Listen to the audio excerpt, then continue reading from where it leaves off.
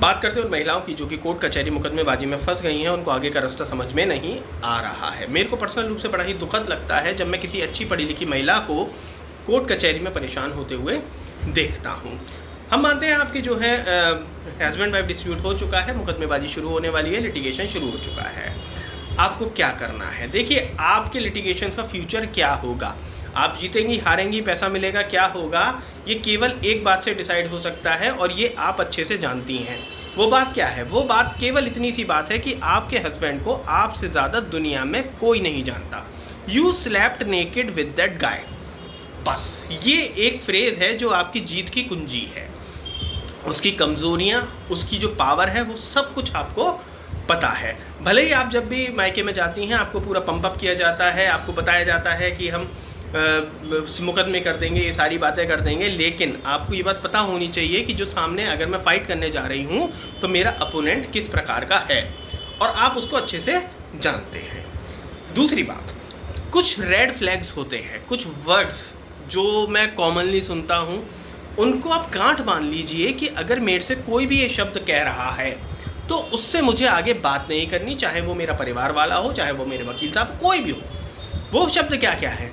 अरे मैडम, आप मुकदमे लिखवाइए, हम इनको घुटनों पे ले आएंगे, इनके मम्मी पापा भाई बहन सबको हम कोर्ट में खींच लाएंगे, इस लड़के को तो अभी अगली तारीख पे सज़ा होने वाली है।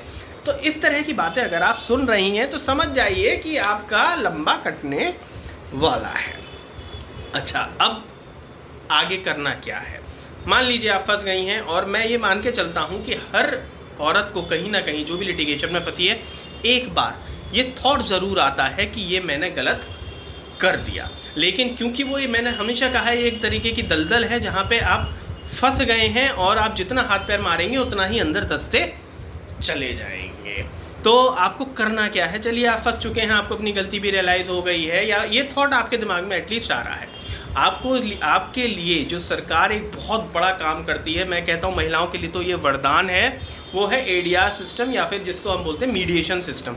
जो मीडिएशन की पूरी प्रक्रिया होती है, सरकार उस पर बहुत ज़्यादा पैसा फूंकती है और वो आपके लिए बहुत ज़्यादा फ़ायदेमंद होने वाली है। और अगर आप वो हाईकोर्ट मीडिएशंस में चले गए हैं तो वहाँ पे आपको पूरा मौका मिलता है। वहाँ पे जो मीडिएटर्स हैं, हाईली पेड मीडिएटर्स होते हैं, वो जो सरकार उन पर पैसा दे रही है, और वो बहुत एक्सपीरियंस होते हैं, उनको पता होता है उसका, मीडिएशन के पूरे प्रोसेस का आप अपने लिए फ़ायदा उठाइए और उस दलदल से केवल वही आपको निकाल सकता है।